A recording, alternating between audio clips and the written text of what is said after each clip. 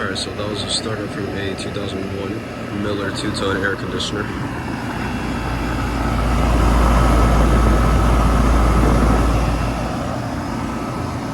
The data sheet's all gone, so the coupler reciprocating compressor says it all.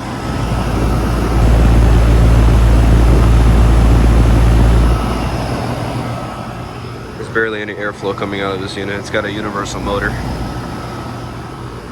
They replaced its original GE motor because it had bad bearings.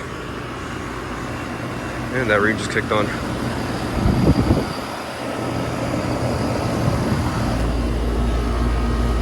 Line is very cold. There's a hot liquid line right there.